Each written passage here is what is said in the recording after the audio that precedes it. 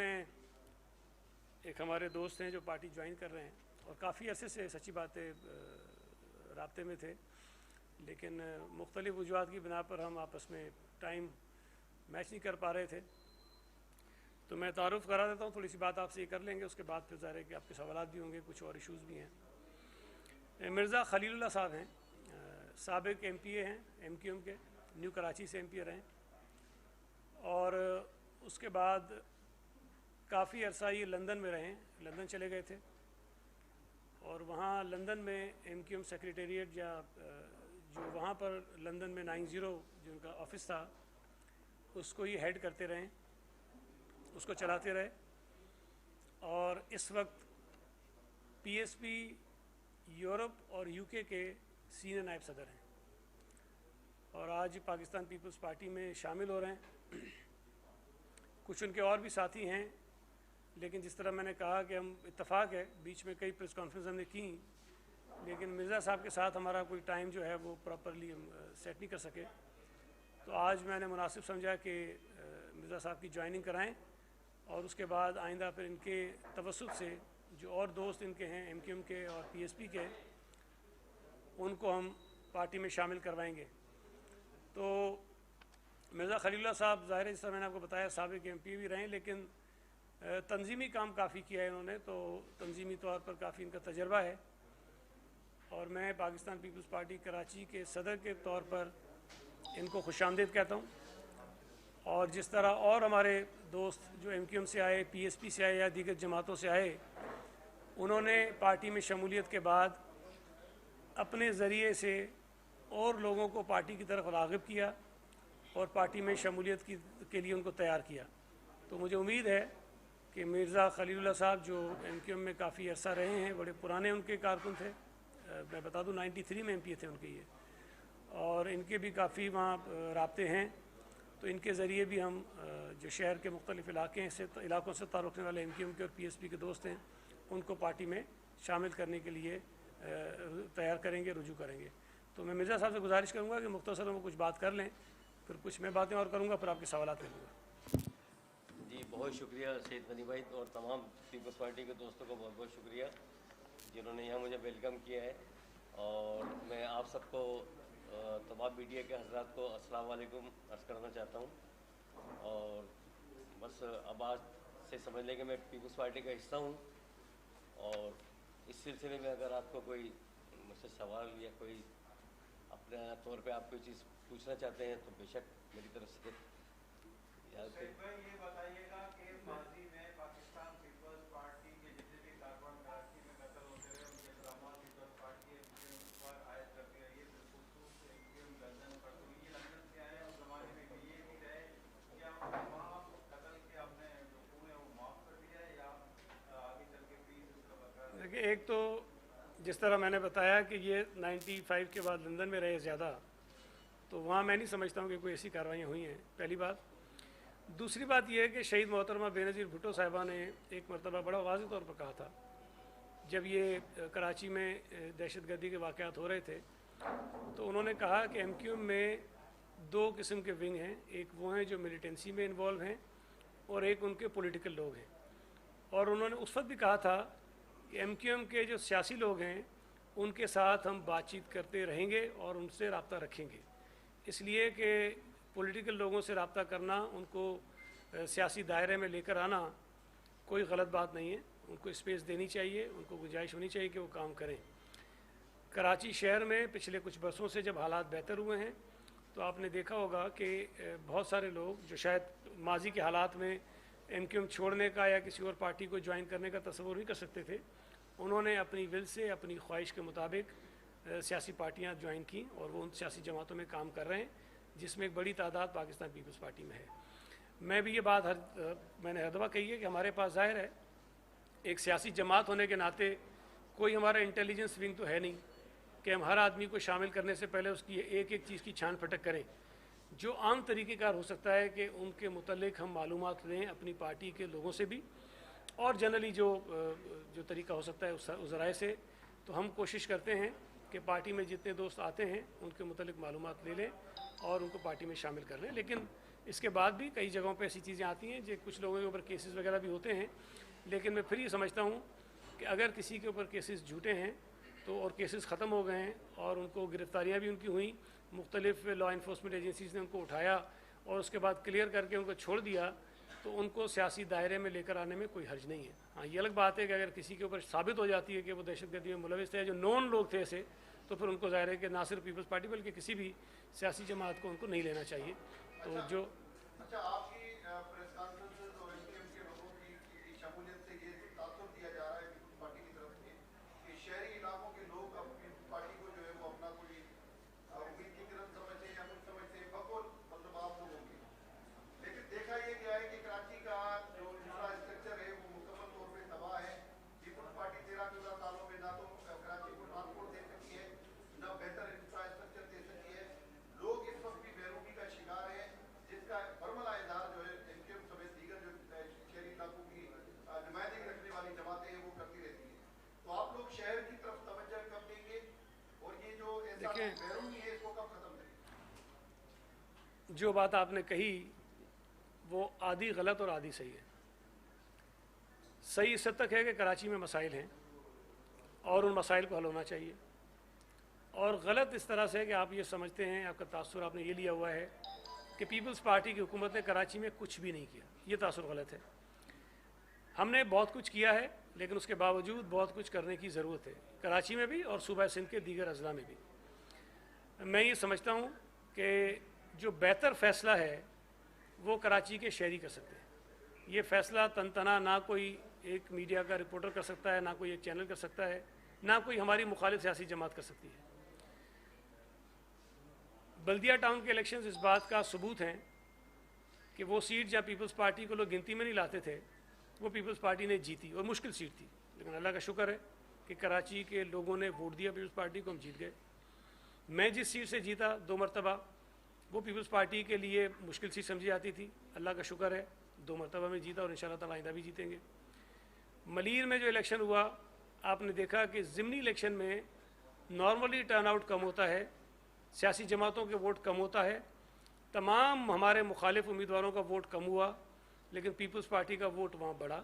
اس کے علاوہ بھی جو دیگر الیکشنز صوبہ سندھ میں ہوئے ہیں، پیپلز پارٹی نے عام انتخابات کے مقابلے میں بائی الیکشنز میں زیادہ ووٹ لیا ہے،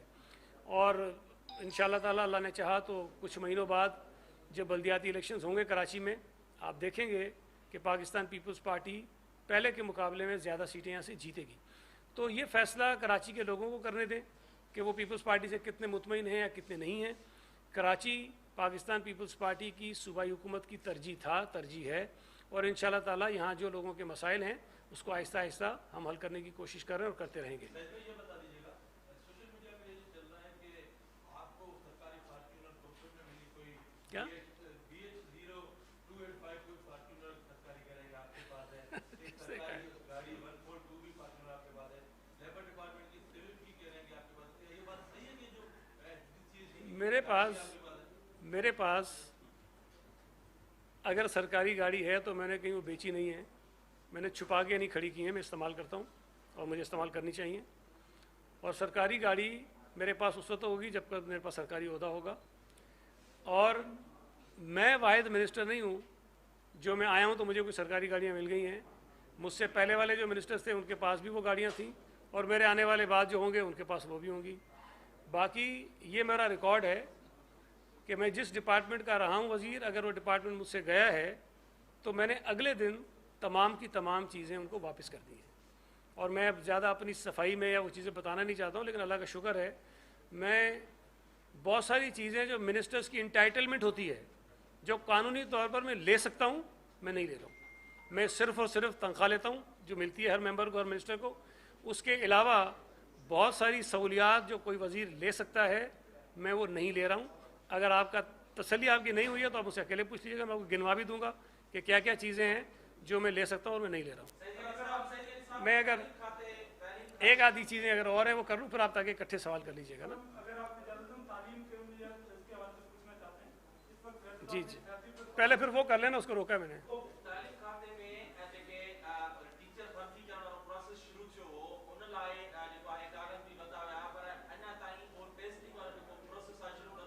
امیدوار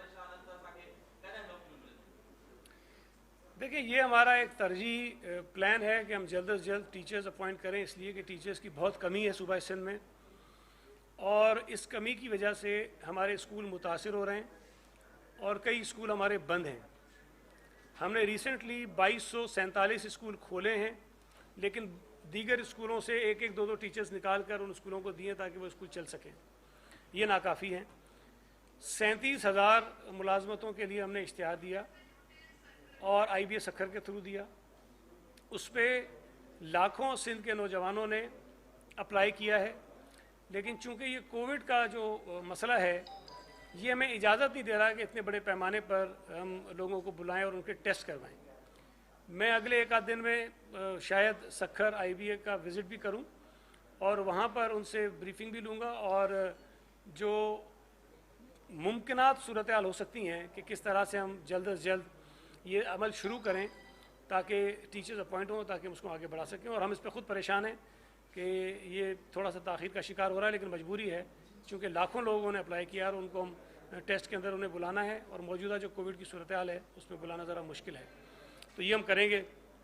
मैं एक दो चीज़ें अगर कर दूं फिर उसके बाद थोड़ा आप सवाल कर लीजिएगा, इससे हट के भी जो मुल्क की सूरत हाल है। लेकिन एक तो बड़ी अजीब अजीब चीज़ें हो रही हैं। ये हुकूमत हमेशा मस्खरेपन की हरकतें करती है, लेकिन दो तीन चीज़ें बड़ी अजीब सी हैं, मैं आपके सामने रखूँगा, बाकी आप कुछ सोच सकते हैं। चीनी के क्राइसिस आए, चीनी का बहरान हुआ, चीनी की कीमतें बढ़ गईं, तो वफाकी हुकूमत ने एक कमीशन बनाया और उसको ये कहा कि आप इसकी तहकीकात करें कि चीनी की कीमत में इजाफा क्यों हुआ है। मैं अभी वीट पे नहीं जा रहा हूँ, मैं पेट्रोल पे नहीं जा रहा हूँ, मैं बाकी चीज़ों पे नहीं जा रहा हूँ, मैं गैस की कीमतों में इजाफे पे नहीं जा रहा हूँ, लेकिन चीनी पर एक कमीशन बनाया। उस कमीशन की रिपोर्ट आई, अगर आप चुप हो जाए पीछे,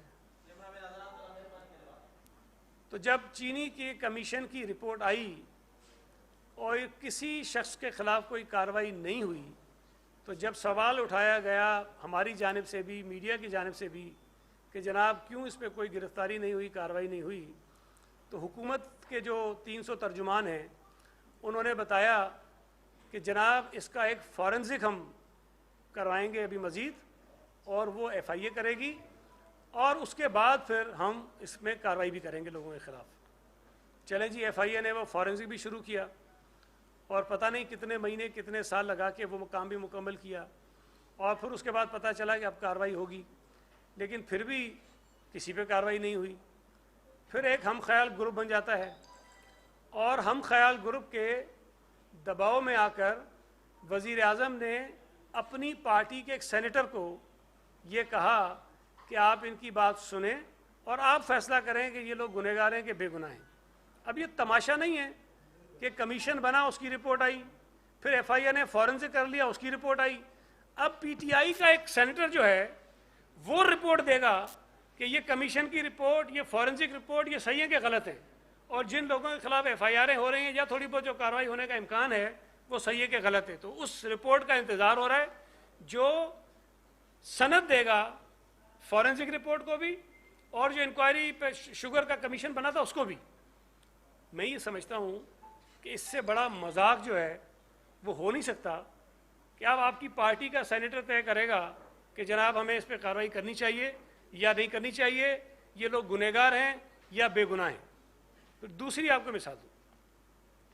अभी बड़ी बगलें बजाई जा रही हैं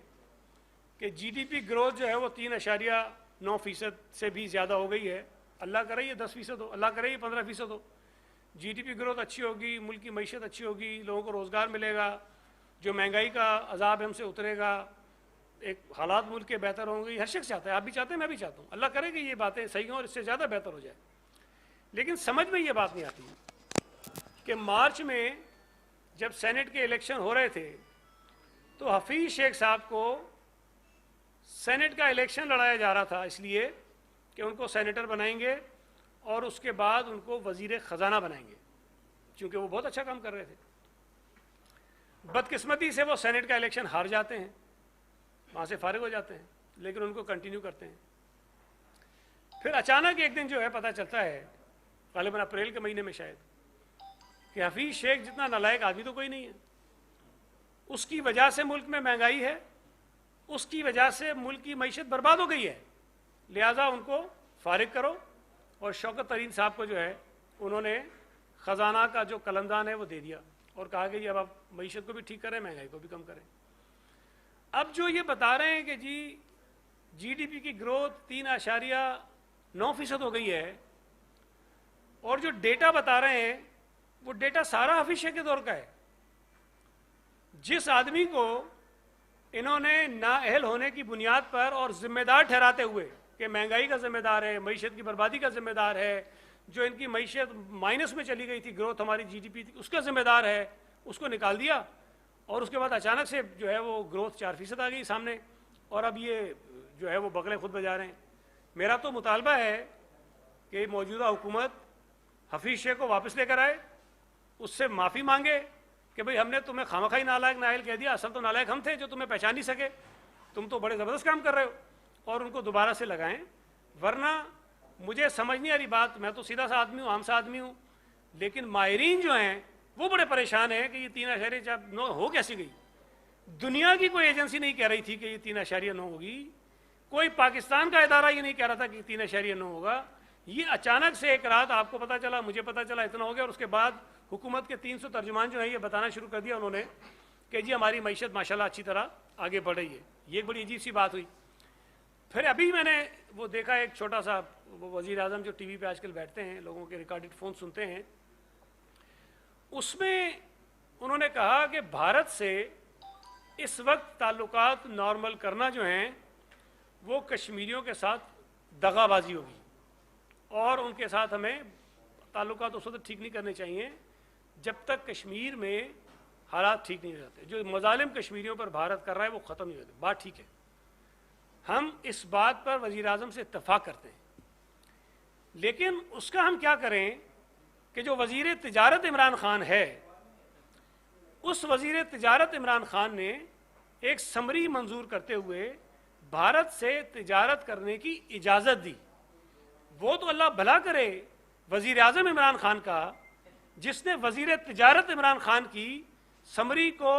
मुस्तरद किया काबीना में, और बड़ी हैरत का इज़हार किया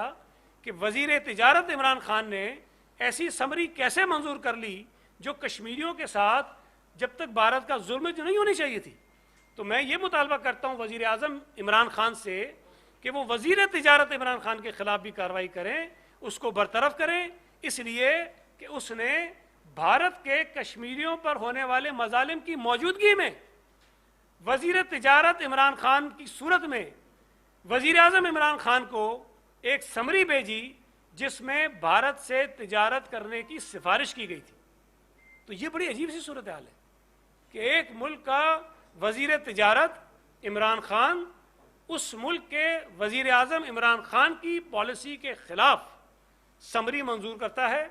और रिकमेंडेशन भेजता है कैबिनेट को कि जनाब आप जो हैं भारत से तिजारत को बहाल कर दीजिए। ये बड़े जो अजीब अजीब मजाक हैं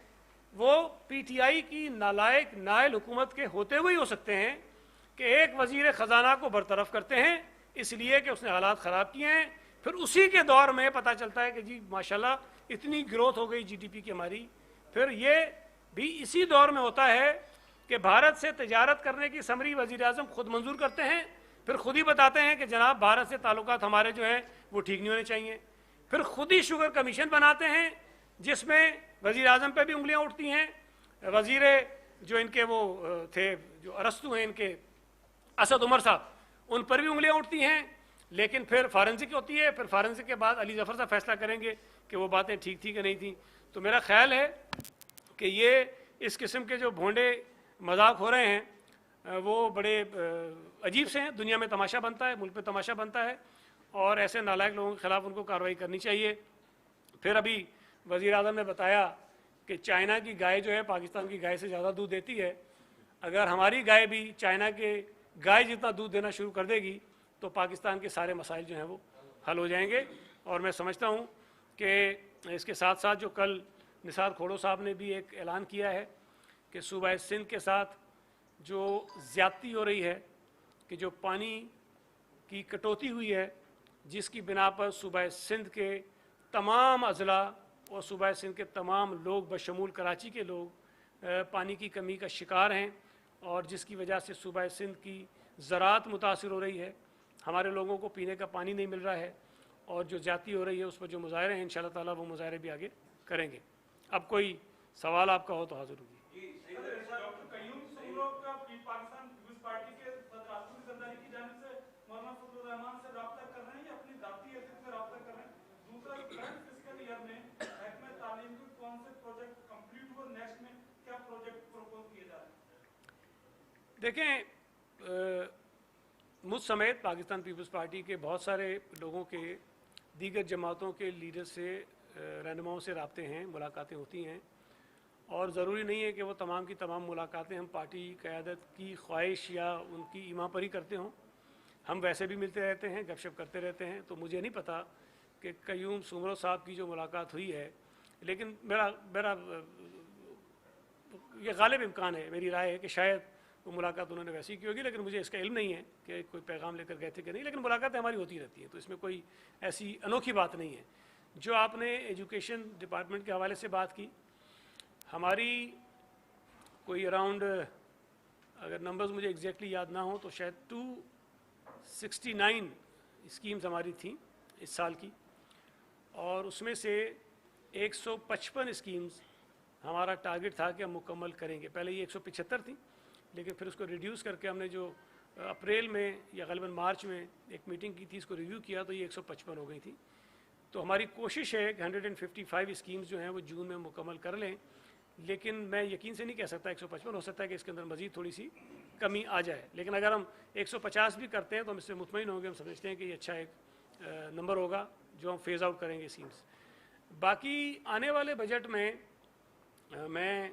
अभी एग्जैक्टली आपको नहीं बता सकता, इसलिए कि वो फाइनलाइजेशन के मराहिल में है, लेकिन एक हमारी कोशिश है कि हम बजाय ज़्यादा तरजीह दें नए स्कूलों को, हमारे जो एग्जिस्टिंग पुराने स्कूल्स हैं उनकी रिहेबिलिटेशन के जो काम हैं उसको हम ज़्यादा करें, मतलब रिपेयर मेंटेनेंस जो है वो ज़्यादा करें। इसलिए कि पिछले कोई 10-12 बरसों में बारिशों की वजह से, जो सैलाब आए उसकी वजह से हमारे स्कूल्स बहुत ज़्यादा मुतासर हुए, उनका इंफ्रास्ट्रक्चर बहुत ख़राब है, और अक्सर शिकायत यही आती हैं कि स्कूल की इमारत जो है वो मुनासिब नहीं है, इसलिए बच्चे भी वहाँ से इनरोलमेंट उनकी कम होती जा रही है। तो इस बजट में हमारी कोशिश होगी कि हम एक ख़तीर रकम रखें अपनी रिहेबिलिटेशन के मद में, ताकि ज़्यादा से ज़्यादा जो हमारे पुराने स्कूल्स हैं उनकी इमारत को हम ठीक कर सकें।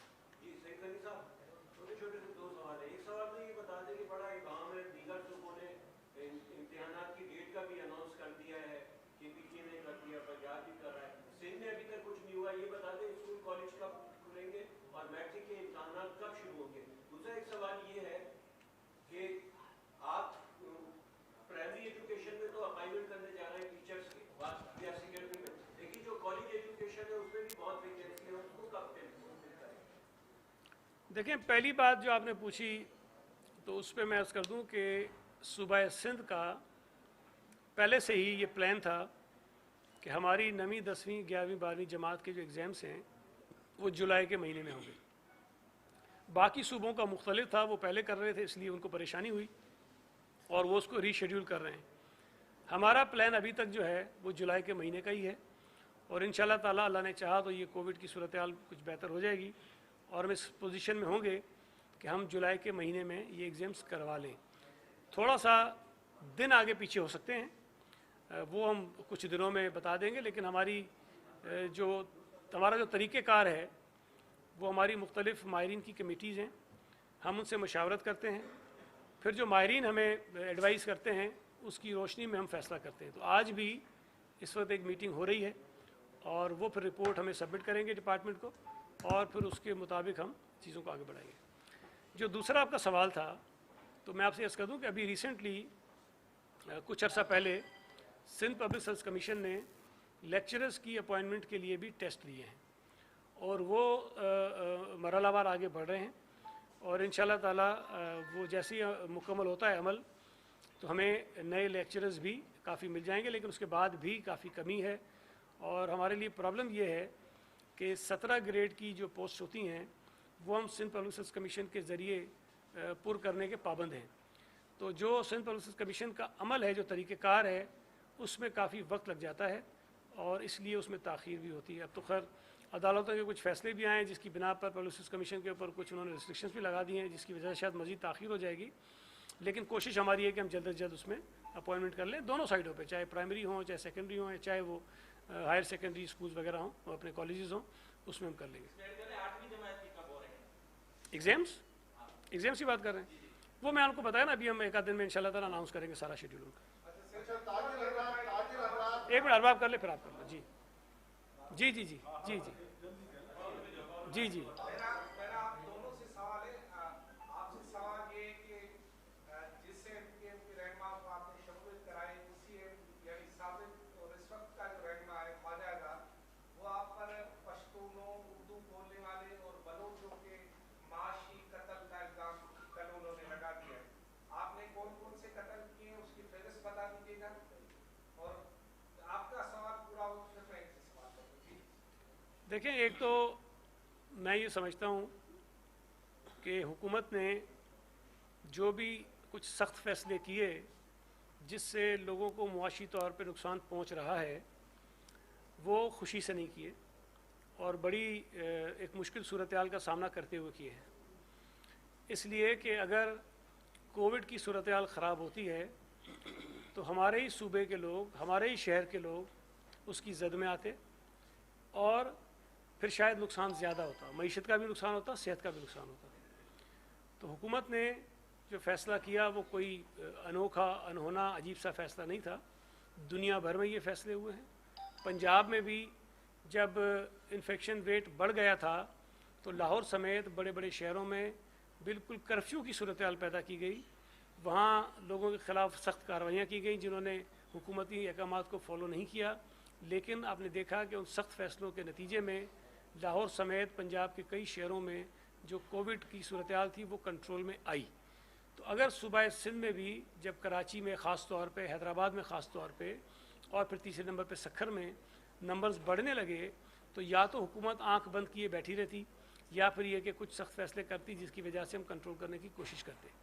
सूबा सिंध की हुकूमत ने पिछले 10-12 दिनों में जो कुछ सख्त फैसले किए हैं उसकी बिना पर आपका जो इन्फेक्शन रेट था वो कम हुआ है। अगर आप वो ग्राफ देखें, जब ईद के तकरीबन एक हफ़्ते बाद 2 दिन ऐसे गुजरे हैं जब सूबा सिंध में इन्फेक्शंस का जो नंबर है वो 2000 को हमने क्रॉस किया था, और पिछले साल जब ईद के बाद 3000 का नंबर हमने क्रॉस किया था, वो ईद के 15 दिन बाद किया था।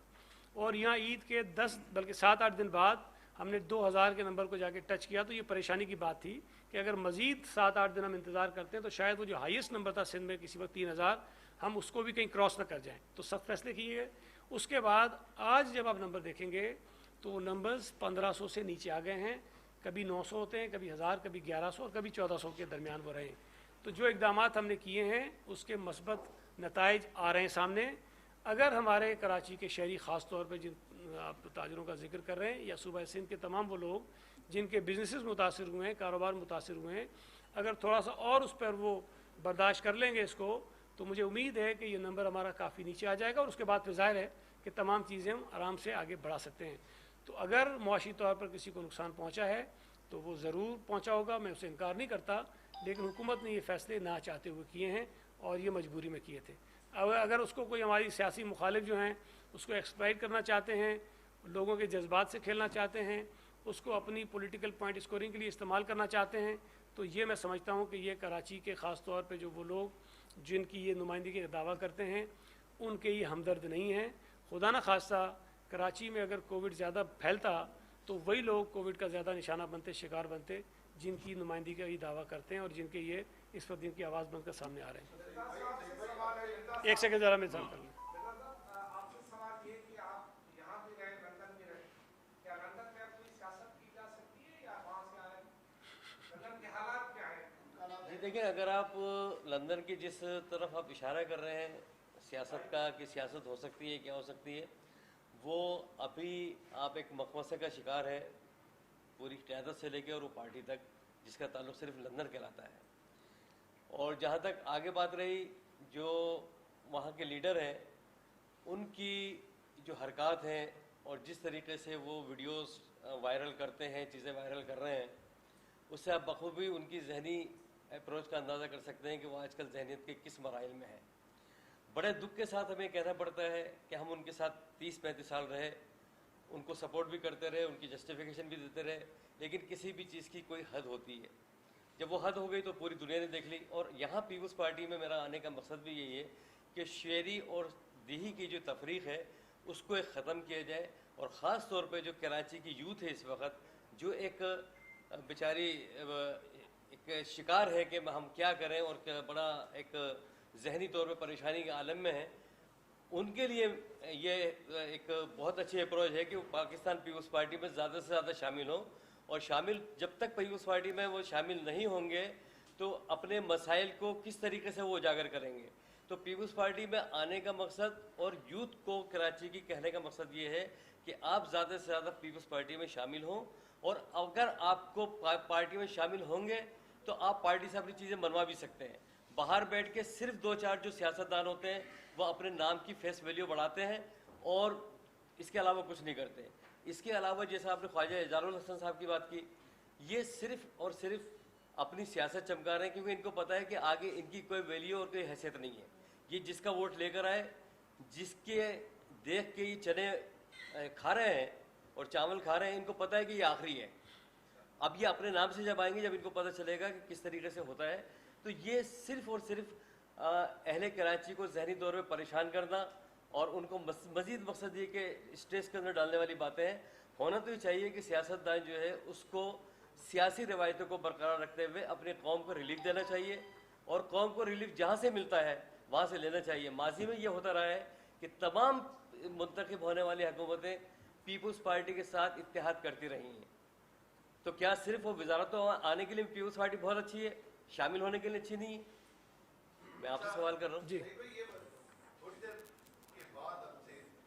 پریس کلب میں جو ہے سب تاجر تنظیمیں جو ہے پریس کانفرنس کرنے والی ہیں، اور وہ خود بخود کاروباری جو مراکز ہیں وہ کھولنے کا اعلان کرنے والی ہیں۔ تو یہ صورتحال کس طرف جا رہی ہے، اور آپ لوگ کہاں کھڑے ہوں گے جب یہ لوگ خود بخود اپنی دکانیں کھول کے اور لا انفورسمنٹ جو ادارے ہیں ان کے سامنے کھڑے ہوں گے؟ ایک طرف ظاہر یہ زور دیا جائے گا آپ کی طرف سے کہ بند کریں، وہ کہیں گے بھائی نہیں کرتے، تو یہ خانہ جنگی کی طرف صورتحال جائے گی، کیا ہوگا؟ دیکھیں، ایک بات تو ذہن میں رکھیں کہ یہ ہماری کوئی لڑائی نہیں ہے کسی کے ساتھ، نہ ان کی ہم سے لڑائی ہے نہ ہماری ان سے لڑائی ہے۔ کوئی بھی حکومت یہ نہیں چاہتی کہ ان کے صوبے میں